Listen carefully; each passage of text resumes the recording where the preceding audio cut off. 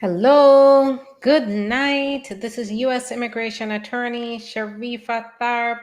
I'm here live to take your U.S. immigration related questions. I just want to be sure that I can hear you.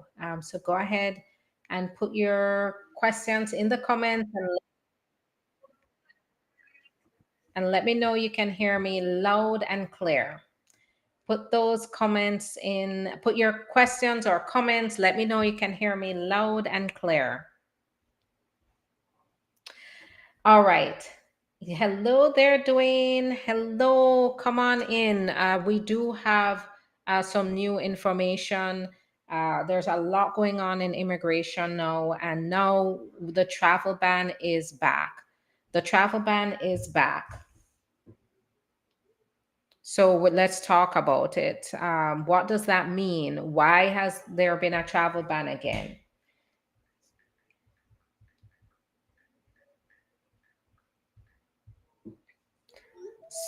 Okay, perfect. I'm so glad. Thank you for letting me know. Good night.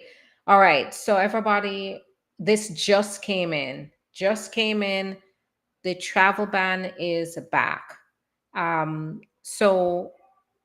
Let me see on Instagram. Lord, I notice it's frozen on Instagram. So, just let me know. Um, okay, good. So the travel ban is back, and what there are certain countries that they're now banning. So 12 countries, they're banning those countries, and then seven are restricted. And some of the seven will shock you. So let's talk about it. I'm gonna pull it up right now on the screen so I can show you which countries are now banned. That means that they cannot come into the country. Those citizens will not be granted visas, or they're going to be very restricted from coming into the country. Um,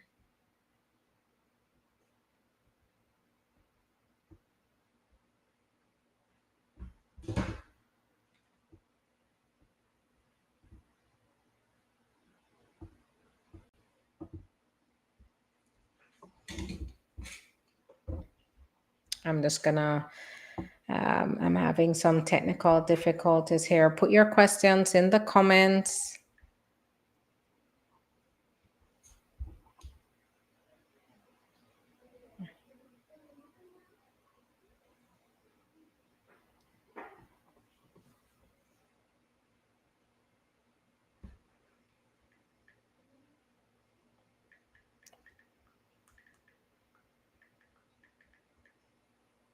All right.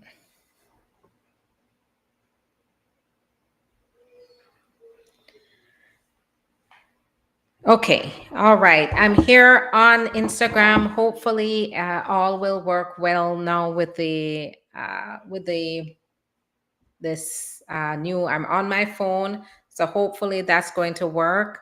We have a lot to talk about here. We have the travel ban. So now this just came in. We have a travel ban on 12 countries, and then we also have seven that will face restrictions. And some of those on the seven that will face certain restrictions will surprise you.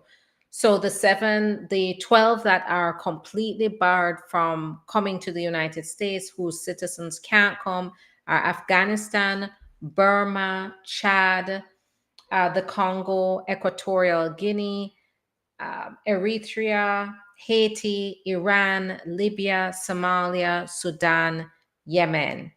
And then the countries that are partially or restricted are going to be Burundi, Cuba, Laos, Sierra Leone, Togo, uh, Turkmenistan, and Venezuela. Okay, great. I'm glad you let me know you have sound. So Cuba and Venezuela are very shocking, given the past policies towards Cuba, as well as Venezuela. What is happening in Venezuela? We now see them that they are restricted. I know that during the election, there, especially here in Florida, there was a large amount of Venezuelan citizens as well as Cubans, those of Cuban heritage who voted, who could vote. They're citizens of this country. They voted and supported the Trump administration. They voted for this president. And now here it has backfired. Instead of going after criminals, Trump has now targeted immigrants who have tried to do things the right way, including Cubans and Venezuelans. So here's the deal. Those who They will grant certain exceptions to certain immigrants, and those are going to be lawful permanent residents. So if you have a green card holder, well, for at least 5 years. So I don't know what that means. We have to look further into that because it says legal permanent residents for at least 5 years. So that's going to be up for a challenge. Have continuously resided in the United States for at least 7 years. So we're going to see some challenges here because what we're seeing is they are saying that if you've had your green card for less than 5 years, that you're barred. You are barred from the United States. So that means that, based on what I'm reading here, green card holders who have had their green card from any one of these barred countries face the risk of being barred, included in being barred. So they've continuously resided in the United States for at least 7 years, have good moral character, and have been. Oh, wait. Oh, I'm sorry. I'm on the wrong thing. Okay, wrong thing. Wrong thing. I was looking at some other notes. So here it is. So so no, I don't want to create panic, guys. That was a mistake. I was looking at another caption. That was a mistake. So let's start over here. It's 7 countries that are restricted, 12 that are completely barred. And then the exceptions are for lawful permanent residents, existing visa holders. So certain visa categories can still come, and individuals whose entry serves US national interest. So if they can make exceptions based on if that person is going to serve the national interest. So green card holders are exempt, right? Doesn't matter how long you've been here. That was wrong what I said before. No matter how long you've been here, if you're a green card holder, you will not be subject to the bar. If you have if you have an existing visa, if you have certain visa categories, then you do not have to worry.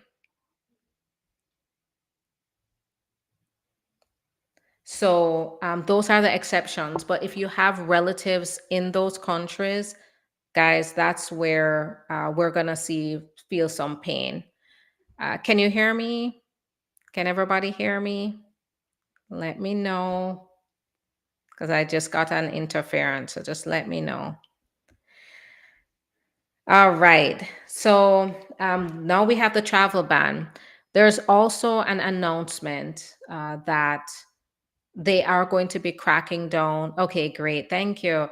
They're also going to be cracking down on overstays. Thank you so much. So overstays, because of the attack that happened, I forget where, but so somewhere in the United States, they did have an attack. I believe it was Ohio, but I have to look back at the news. But they're saying that based on this attack, they're now going to be targeting people. I mean, they have been. That's not anything new. But now they're not only looking at people that have crossed the border without permission, but they're also going to be cracking down on visa overstays, citing the terrorist attack that occurred, or the attack that they talked about.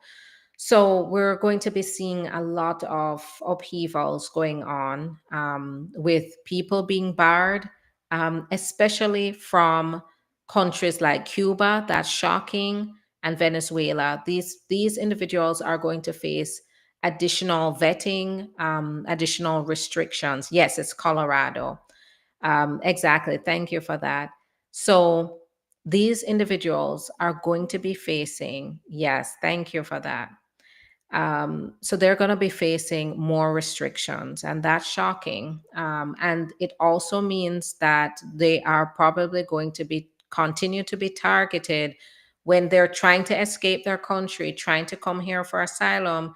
They're not going to accept them because they are from these countries. And if you notice here in the list of exceptions, it doesn't talk about anybody who is seeking asylum.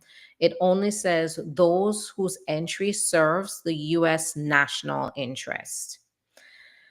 So, things are getting uglier. But we were expecting this. We were expecting a travel ban, and now it has been delivered. Also, keep in mind that we are seeing them ramp up the detention of immigrants who are doing the right thing in immigration courts. Those who have in person hearings, they are now dismissing their case. So, usually, a red flag would be if the government is moving to dismiss your case uh, without any concessions involved. It likely means that that's going to be the goal here. They're dismissing it without explanation.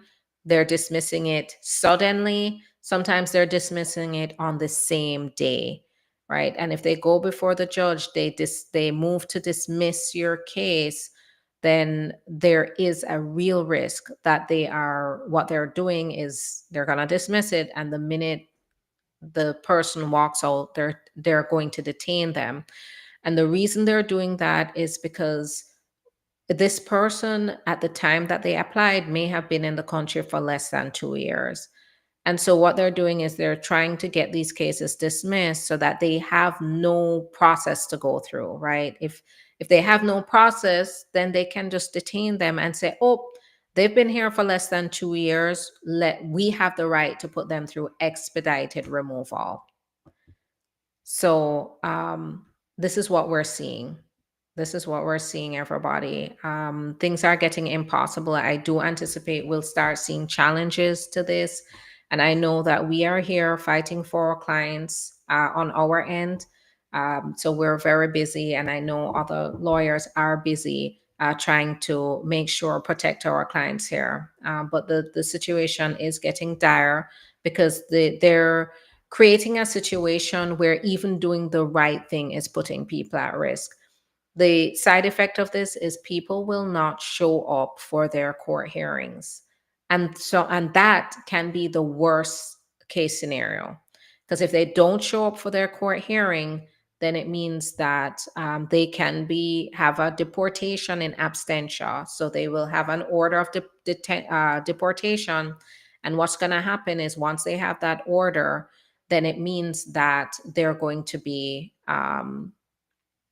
it's very hard to fight that. Once you have a deportation order, they can just pick you up and send you out of the country, especially if you've foregone all your rights to appeal because you've not shown up to court, you don't know what's going on, you're not filing any papers in response. Then it means that they can then go and detain you and send you out. So as usual, what we're focusing on though are solutions. We're focusing on ways that our clients can pursue relief before they get to the court. And we are also now going to court to protect our clients. So it's tough, but we're gonna fight, and we are fighting. We are getting relief for our clients, so we're gonna keep doing the right thing.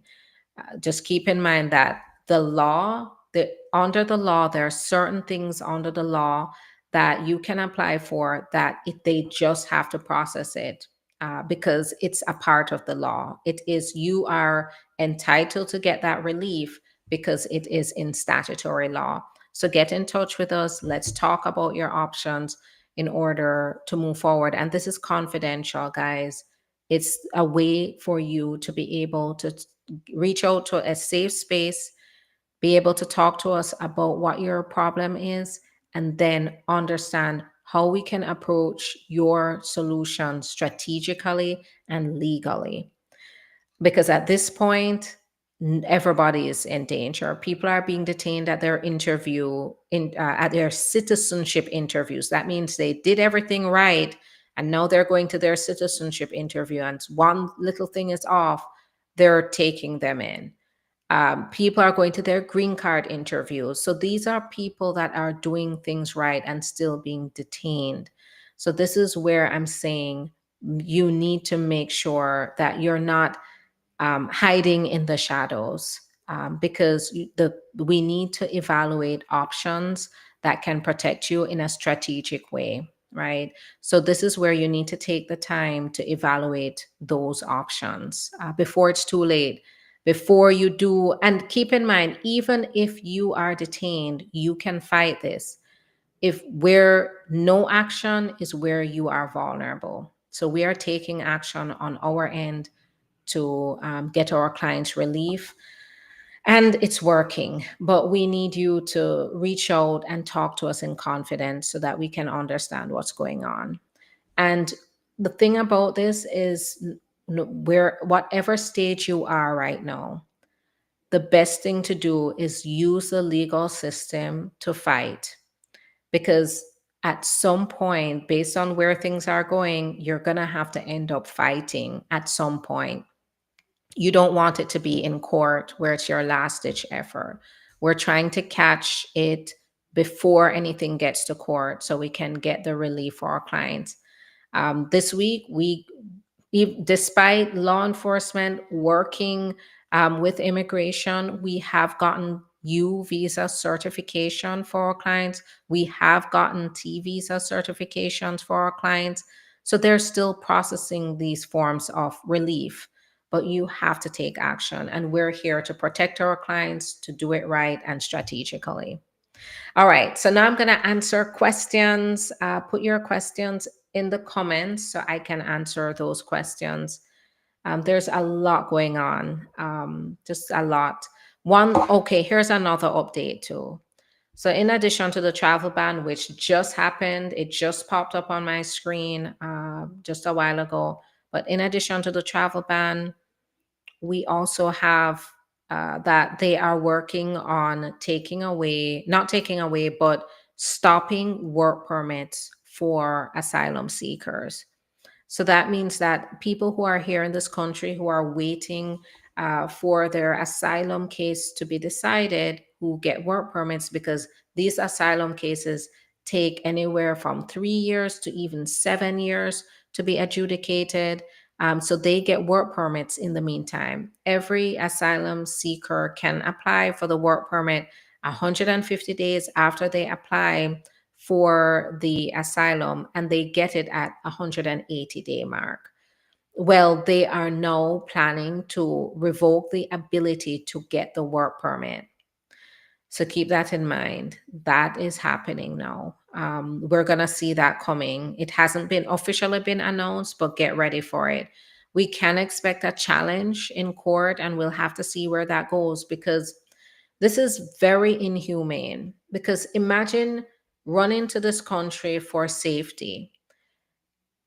You are here, you are allowed to come into the country. You're given the ability to apply for asylum, but you have nobody else. You came here, dropped everything to be safe. You have nobody else to lean on.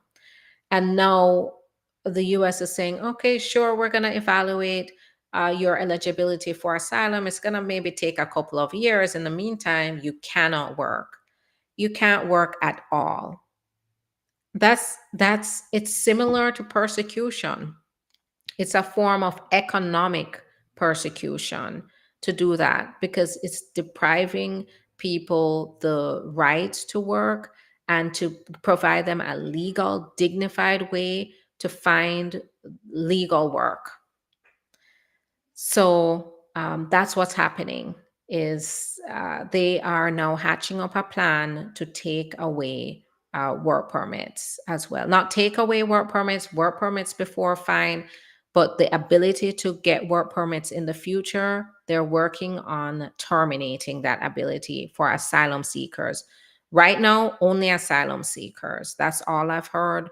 We have yet to see what's happening, but asylum seekers, for now, keep in mind, what I would say here is still go and apply for your asylum. Still apply for as long as this policy that you can get permits is open, still apply for your work permits, because then you're able to, if they do change it in the future, you still have the ability to apply for the work permit until they change it. All right, so I'm going to answer some questions here. I know I gave you all, I know I gave you a fright, but I also gave you some updates. Now I'm going to answer some questions. I'm going to start on Instagram and then YouTube and Facebook. So go ahead and put your questions in the comments. Do you represent clients in New York in person? So yes, we do. We represent clients in all 50 states and the globe. If we do have to, no, I do have attorneys. So I work with attorneys. I work with my attorneys at the law firm that then do either travel to the hearings and or I work with my network of attorneys that work with me to coordinate legal defense for clients. So you can always give us a call when it comes to in person, but we need to have notice. We need to strategize. We need to understand what's going on in your case, and we need to have advance notice to do that. So give us a call now so we can evaluate your options and then get started. My brother has been here over 55 years, but he never received his citizenship. He does have a criminal record history. His 10-year green card expires April of 2026. What do you suggest? It depends. You need to get a consultation. Your brother needs to get a consultation ASAP. It depends. He may very well qualify for citizenship. What's the criminal history look like? How long ago was it? How severe was it? What are the facts involved? We need to ask questions in a consultation, but first let's go through the evaluation and determine whether we can take the case and then do a strategy session afterwards. So definitely get in touch with us.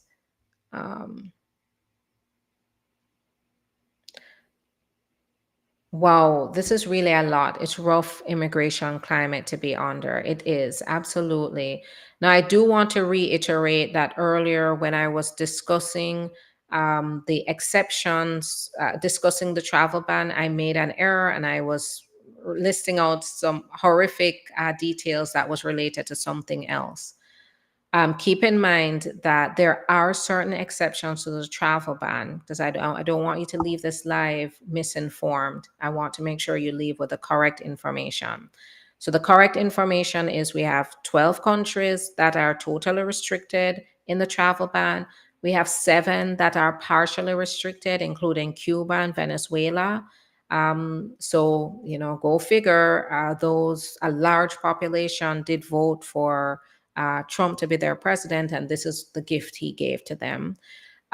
So I want you to know, though, that I had mentioned there are certain exceptions, and green card holders do have an exception. So if you're a green card holder, you will not be subject to that ban, but still be very careful when you're traveling to your home country with that green card, or you're traveling in and out of the United States, and you do have that citizenship from a banned country.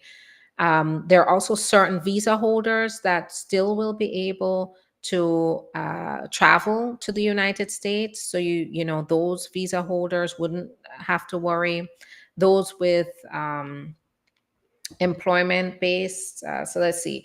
Lawful permanent residents are exempt, existing visa holders, certain visa categories, and individuals whose entry serves U.S. national interest are exempt from the travel ban. So they are not going to take away anybody's green card.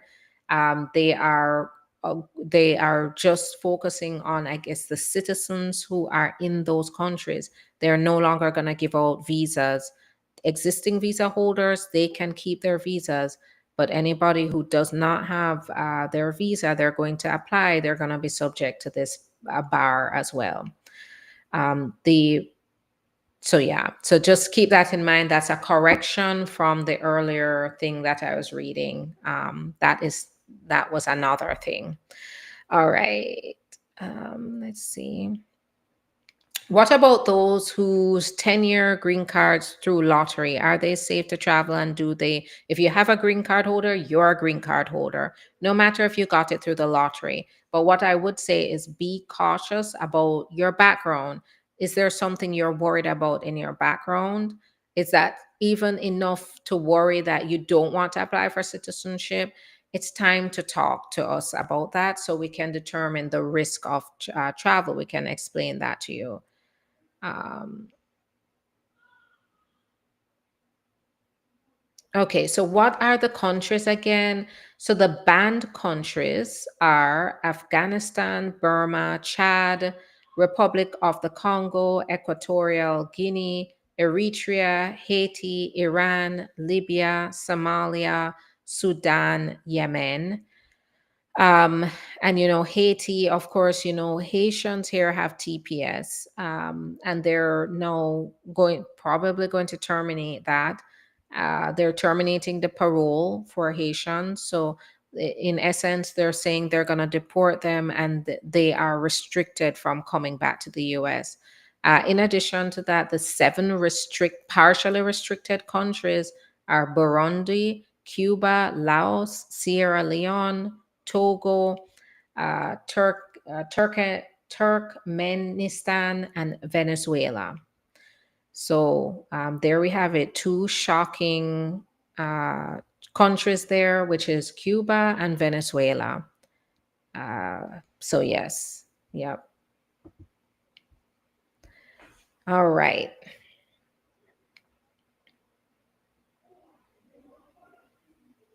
I have a biometrics appointment for my AOS. Should I be worried?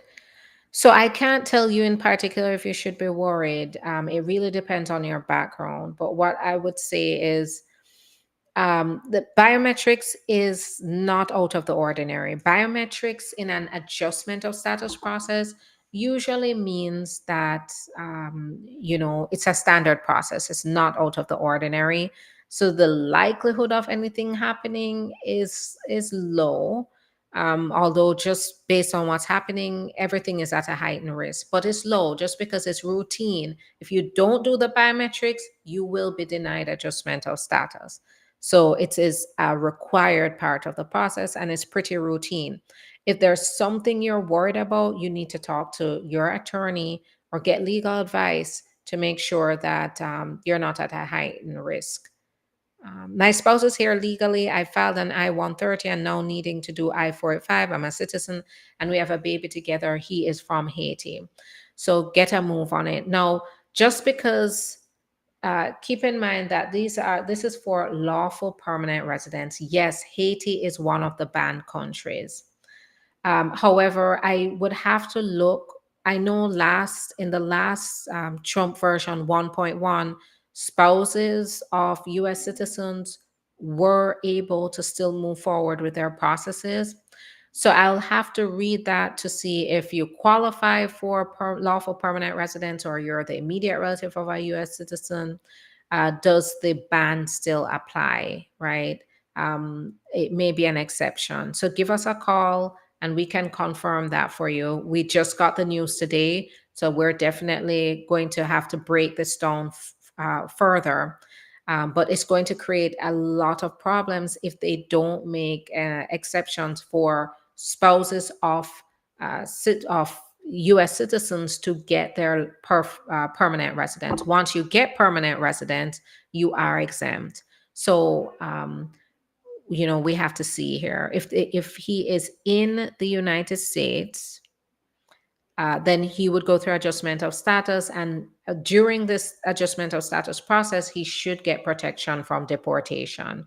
But we have to evaluate further. What does this mean for people who are here who are applying through their spouses. So this just came in, this news just came in. So over the next few days, we're going to have to break this down. And as soon as I break it down, we'll let you know. And you can always schedule time to talk to us individually so we can advise. Now, keep in mind, our schedules are filling up. So just make sure that you make a move, go to the link in the profile and schedule now so that we can get started. How long after you have a permit can you apply for a green card? Usually you get the permit while you're getting the green card, while you're applying for the green card. If you are already in the US from one of the banned countries seeking legal status, now do you have to go back home because of the travel ban, even though you are here legally? So in Trump version 1.1, that did not happen, and they did say permanent residents, spouses, immediate relatives of permanent residents, and US citizens were exempt. So we have to verify that again. What is the difference between voluntary departure and self deportation? What is the process of voluntary departure? Can the person just book a flight home? So, with voluntary departure, it's allowing you the chance to leave without, you would have the opportunity to return. So, you would not have certain inadmissibilities that could keep you out of the country for, say, like 20 years. If you self deport, you forego the ability to get voluntary departure. And that means that whatever, if you overstayed over 180 days or over a year, you're barred for 3 to 10 years. So, the difference, getting voluntary departure, though, means that you usually have to be granted the voluntary departure by a judge to be able to get it. Um, How does this affect my children in Jamaica while I wait my VAWA 2 years in? So, VAWA is still there. So, this is where we're evaluating options that are still on the books. Keep in mind the major issue with the administration terminating certain benefits is these benefits are discretionary. That's why the Supreme Court is saying they can terminate it. It's inhumane, yes. But as it is written in the law, is that the government can do that. They do have the discretion to grant protections and parole, and they do have the discretion to terminate it. But however, VAWA is written in the books.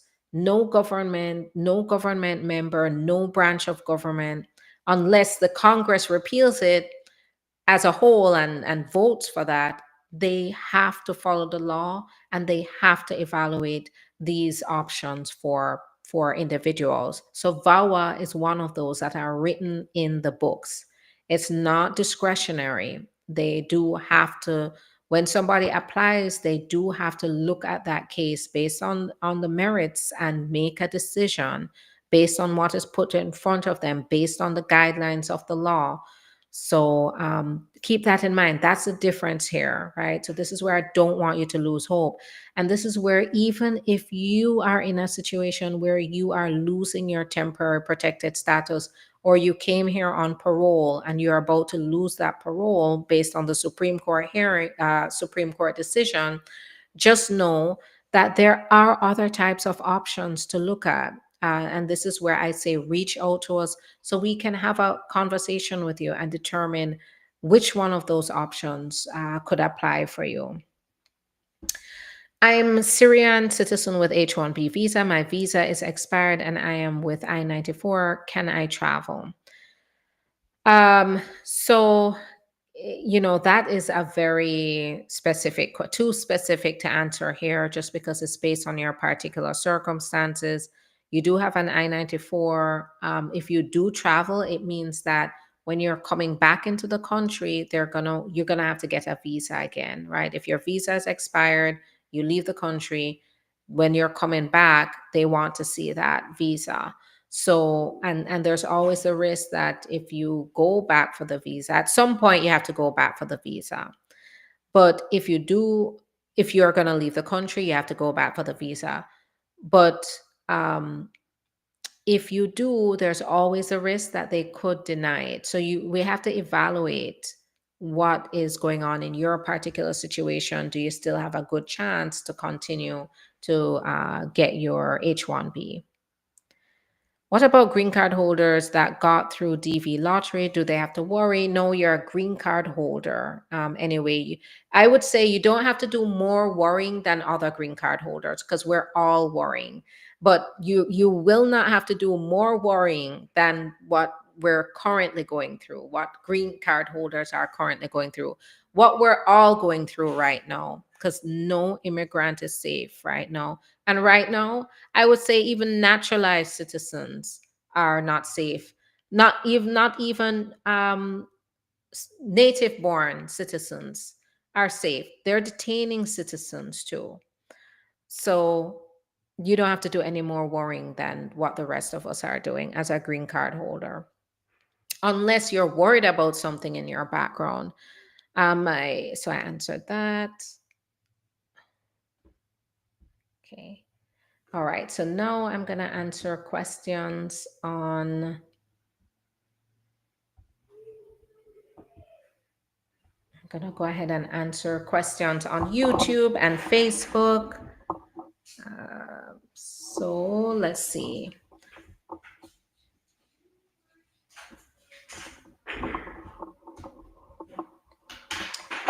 Did this travel ban affect the green card holders to enter the country? It should not. Really love how you break down the various immigration processes in simpler terms. Thank you. Thank you so much. I appreciate that. Did this travel ban affect green card holders to enter the country? It should not. It should provide an exception. So you should have an exception.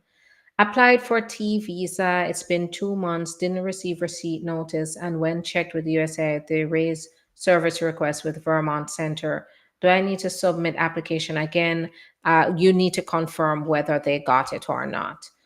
You don't want to be sending a duplicate application. It can create delays. So you want to verify whether they got it. So with, follow through with that first.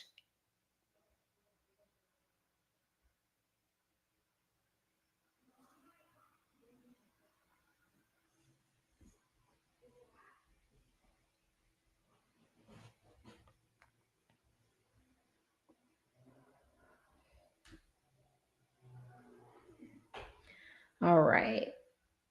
Married to my beautiful wife for 7 years, but we are together for over 14 years. Am I still going to get a 2-year green card? No. So being married at the time you get your green card, you're approved for the green card. Being married for over 2 years, you are going to get your 10-year green card. Now, are you still going to get an interview? I would say it's a possibility. If you're at the embassy, you're definitely going to get an interview. So if you're outside of the country, if you're here in the United States, you are going to, you may likely get an interview. Hello, everybody on Instagram. I'm so sorry. I'm on my phone because of all the technical difficulties I'm having. So I'm back. My phone died, so I'm back now. Thank you so much for your patience today. Applied for, let me see, how I know that my VAWA get approved. I checked online account and nothing, but when I submitted my EAD renewal, the receipt notice category was C31 instead of C09, or is this wrong receipt? So I have answered this question before. You need to talk to your lawyer. C31 for if you're applying with your adjustment of status application, and you're renewing the work permit under your adjustment of status application, it should be C09. I'm not your attorney. I can't give you particular legal advice. I'm just going off of what I think is going on here.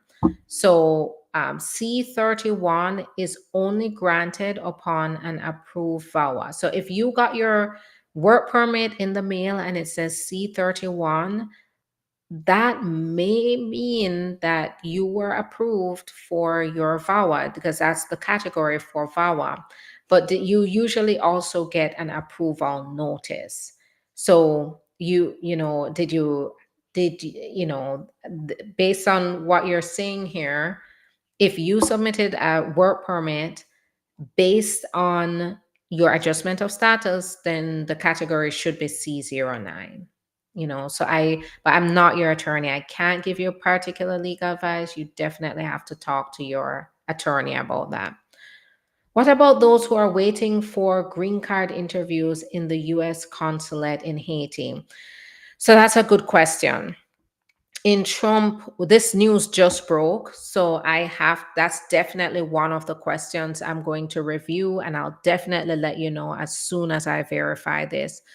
But I remember in Trump 1.0, that was with a travel ban, immediate relatives of US citizens and green card holders were exempt from the travel ban as well. That means that they were allowed to move forward with their green card process. So that might be the case here, hopefully, but we will have to see. We'll have to see.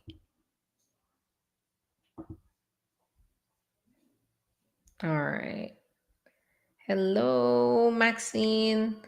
Good day, Ma. There is any updates for work permit for asylum seekers as of now? Yes, unfortunately, there is.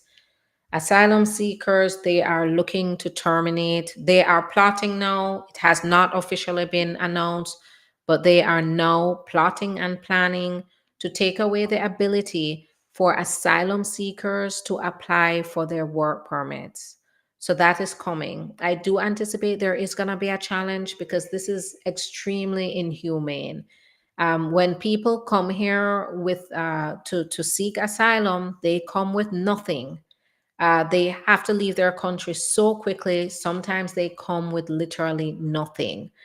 And sometimes they don't even have any support, financial support. And taking away one's right to dignity because they can't work is in itself a type of economic oppression and persecution. So I anticipate there's going to be a big challenge to this if it's announced or when it's announced. But that is what we're hearing. Those who are applying in the future for asylum will not be able to get their work permits. But this is where I say act quickly because those who apply before changes may still be able to move forward. So this is why you hear the urgency in me when I talk about acting now, don't wait. Because my clients a year ago or 2 years ago that was heeding my warnings because I understood that this election was coming and I started talking about this and I encourage people to get on it. Well, those clients are now okay because they have the relief they need. They have the relief because they went through the processing times. It's not too late. We have the laws on the books now. It's time to act. It's time to take the chance and make sure you're finding that legal pathway. So do it now. And I'm saying this because right now the climate is it's a hard climate to be in, right? And a lot of people are being detained. Certain individuals are being detained right now, but there are still legal pathways. There are ways to avoid being detained. There are ways to avoid immigration court, but you have to do it on time. And then the other thing is, even if you're detained, do not take this as your fight is over. There is relief in courts. There is relief. So we're doing that for our clients. So don't think your fight is over. right? It may just be beginning at that point, but you still have a chance. Don't give up. The relief is there. And a part of this is being detained. You feel like you don't have an option. There are options to get released there. And we are, if you look at the news too, you will see that people are being released. They do have to go through a process. There is a process, but people can be released and are being released. Has anybody already received bona fide determination? So we have seen it's trickling in very slowly. The last one, it was 6 months after filing the bona fide determination, the bona fide determination EAD application. So, and after getting the bona fide determination letter. Um, Thank you so much, Veronica. I appreciate it. My sister filed a VAWA without I-485 28 months ago. She has a removal. She has her son that's 22 years old, that's derivative, and he has an I-130 approval. I'm wondering if she can file a adjustment status for the son. It depends. Now he is 22. What was the approval for the I-130? Who is he applying? Was it a U.S. citizen, a parent? And did that U.S. citizen parent file for the adjustment of status before they turned 20? Well, no, did they file the I-130 before they turned 21? If so, there may still be the ability to do it through that separate I-130, but this is where the consultation is going to be crucial. Make sure you're getting in touch with us or your sister so we can evaluate whether there's an adjustment of status option under the approved I-130. There may be, but we need to figure out a lot of things here. Um, Thank you. Hello, update about reducing the validity of EAD to 6 months. Any effective date?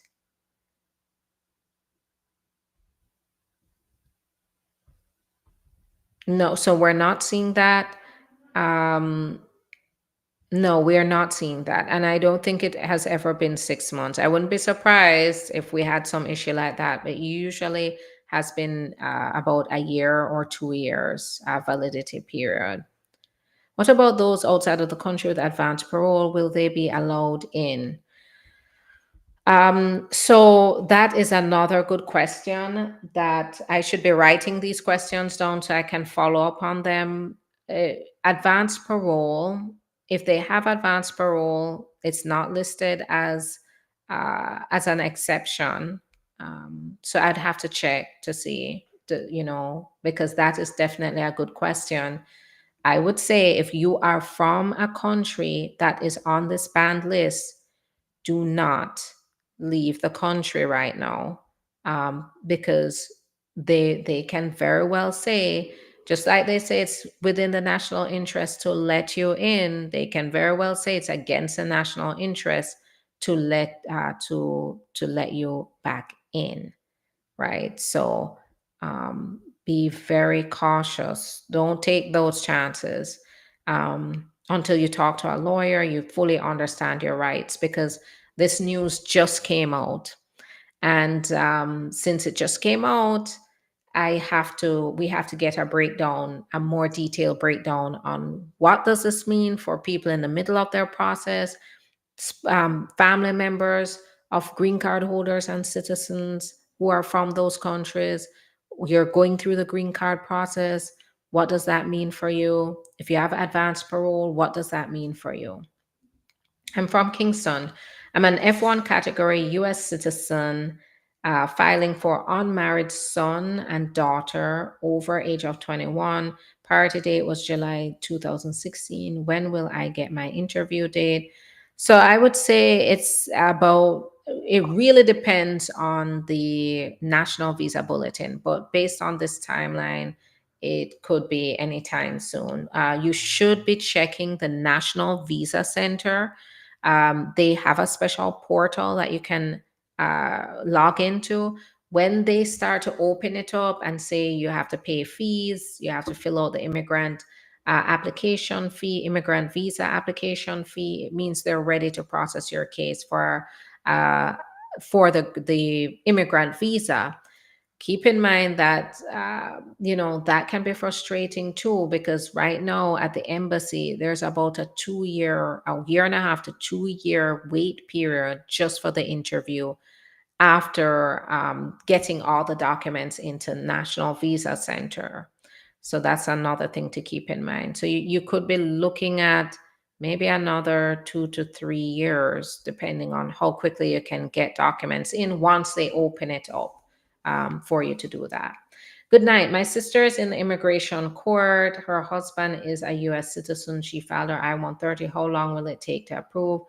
I would say 9 to 12 months right now.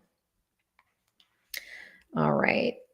Let me see if we have any other questions. Hi, good night, Karen. Thanks for joining.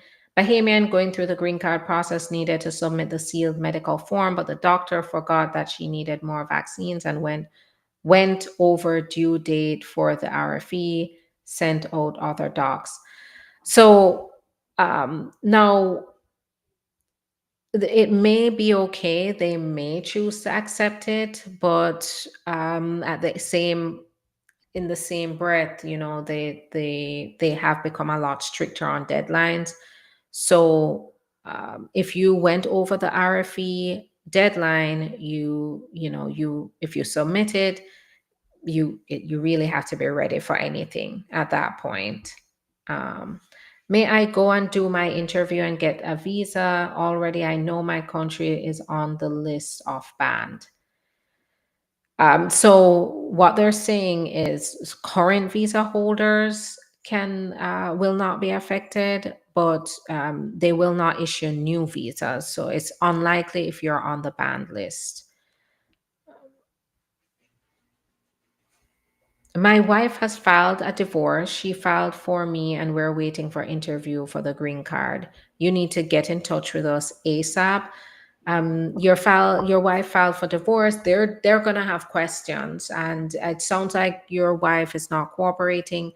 And there are options, but we have to figure out what is happening, in your background that is that can lead to relief for you. There are ways, but we have to understand the dynamics between you and your spouse, what caused the divorce, to be able to advise you about whether you qualify for one of the options to apply on your own. So get in touch with us and let's talk. Um, okay. Can you travel to banned country asylum green card if it's not your country for vacation? Wow, that's a good question. And I don't know if I would risk that, right? So you're traveling, you have an asylum green card, and now you're traveling to a country that is on the banned list, but not your country. I would be very careful about traveling to countries on the list. You can expect additional vetting for sure coming back in, which can be very uncomfortable. And worst case scenario, is you could be subject to scrutiny to the point where they're looking for something, they'll find something. And I really don't want to stress you out too much, but I do want to give you a healthy dose of the reality of what we're seeing right now. So be cautious about traveling to a banned country. The ban doesn't say that Americans can't travel there or green card holders can't travel there. However, you will now. Another thing to keep in mind is the reason they're banning these countries is due to national security risk. So that means you're coming back into the country as a green card holder from a banned country, then they may have additional questions. So you have to be prepared for scenarios like that for sure, because they're saying it's based on national security risk. Now I'm doing this right because um, that's a front. The national security risk. I don't know if there's any such thing, especially for while we know that certain countries are facing instability, it's not an indication that they're a national security risk to the United States. But that's the premise they're going off of. Will the visa overstay after people have the pending cases based on marriage? So visa stays, right, overstays. They did say they're cracking down on visa overstays. So what that means is they I mean, it's no different because people with visa overstays, they have been targeting them for detention just as much as they have anybody else. However, and there's in the law, if you are the immediate relative of a US citizen, or you cannot, you overstay, they cannot just deny your application just because you overstayed. However, we can see additional vetting. So now they're going to say you overstayed your visa.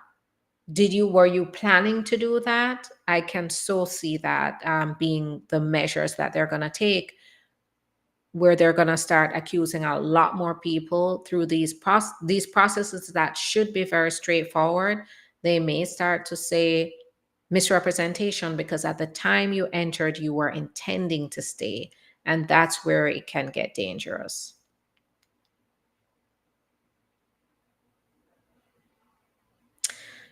Is there hope to step back from this division?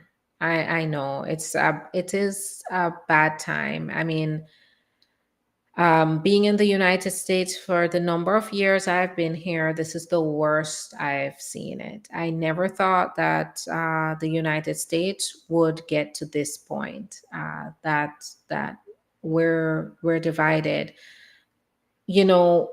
But what we have to do is we have to maintain our own integrity. We have to understand the truths in front of us. We have to take actions based on our integrity, on what the right thing is, and be examples. And when we live in as examples, we do the right thing, we continue on the path, the straight and narrow path. Eventually other people will follow, and I think with all of this playing out, people will start seeing the truth. It's going to take time, and it's going to take us speaking about it, educating the public, talking to our neighbors, talking to our friends. A lot of people um, who are really uh, against immigrants right now. They support mass deportation. A lot of them are simply ignorant about what that means. Many of them have not had, I mean, they think they haven't had much interaction with immigrants. The immigrants are all around them, contributing to the comfort of their own life and their lifestyle. But they take it for granted. They don't realize that.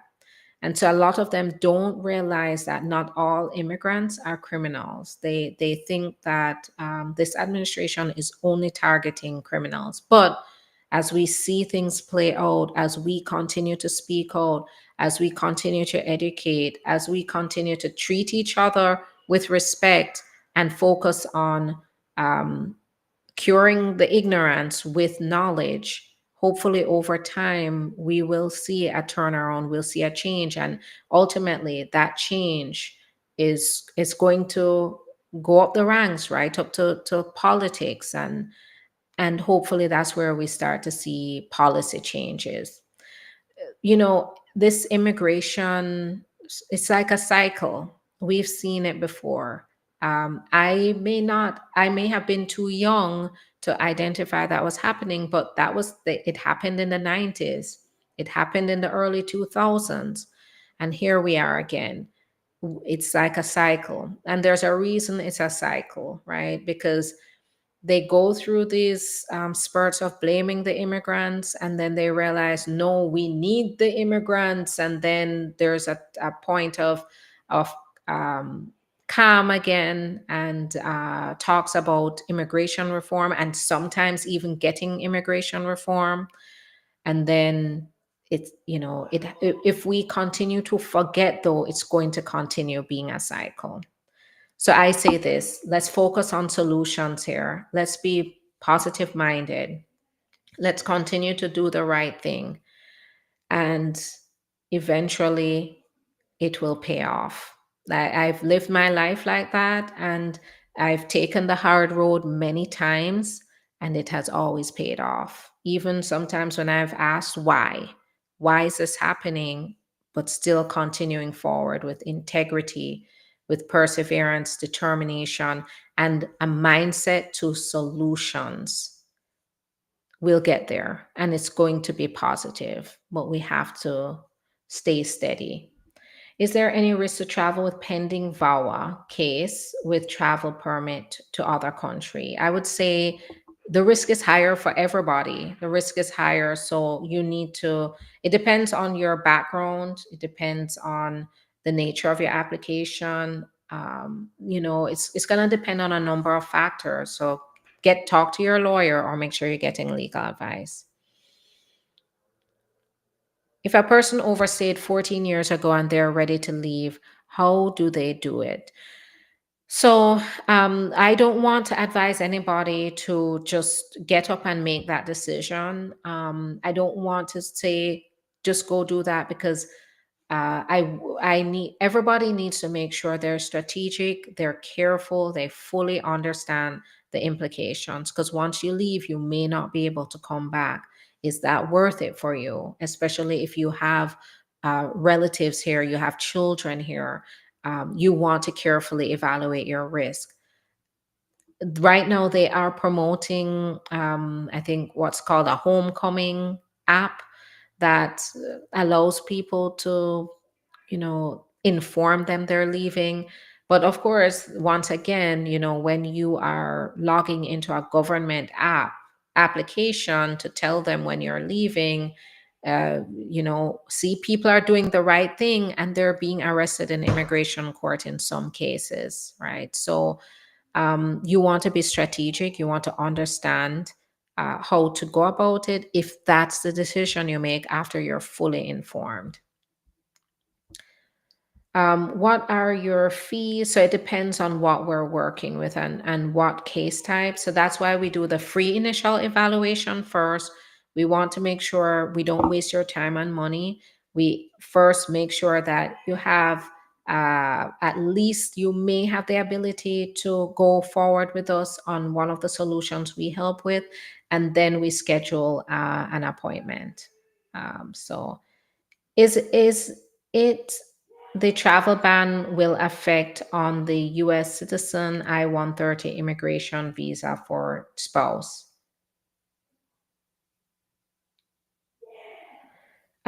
Is it the travel ban will affect on the US citizen? So that's what I'm going to go away and evaluate. I'm sure as tomorrow comes, we as lawyers are all going to rally together. We're going to review everything and we're going to be able to break this down more because it just came up. So we have to evaluate it more. And I'll come back on as soon as I get that information, and I'll inform you about pending applications with banned countries and restricted countries. All right. My daughter was born there last year, and I would love to take her and my son back for the holidays. Is that okay? Um, Good question.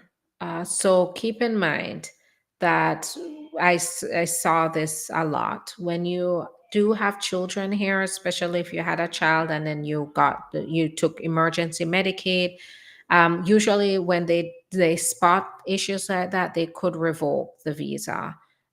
So you want to make sure that you really fully evaluate your risk traveling with your U.S. citizen children. My daughter was born there, so I answered that. Um, so put your questions in the comments if you want me to answer ASAP. How is a new law from the DHS over the visa overstay incident in Colorado going to affect other visa stayers who have no criminal record and have started the process of adjusting status? So it shouldn't. If you qualify for adjustment of status, overstays alone should not lead to a denial. If they're doing that, then it's definitely going to be challenged because that's written in the books. That's a statute. It's not anything discretionary. The government can't say, oh, we want to now penalize overstayers. If you qualify for adjustment of status at the time that you applied, you overstay your visa, you're the immediate relative of a US citizen, they cannot hold the visa stay against you alone. That cannot be the only thing. But what I will say is they're going to do additional vetting. They may ask additional questions surrounding the overstay. So you'd have to be very careful.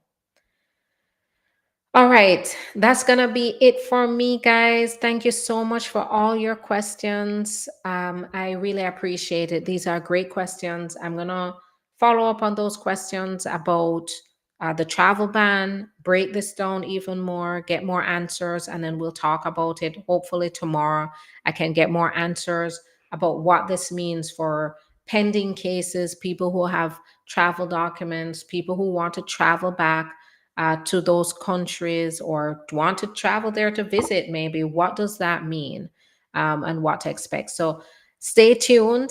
Thanks again for your patience throughout all the technical difficulties we've had. And I will talk to you tomorrow, hopefully. Have a great night. But keep in mind that if you would like personalized legal advice, go ahead, get in touch with us ASAP. We answer the phone 24/7 because we're working to help as many people as possible. Um, but do it quickly because we're filling up very quickly and we want to make sure we get to you and we can help you in a fast, expedited way. All right. Thank you, everybody. Have a good night. I will see you tomorrow. Bye bye.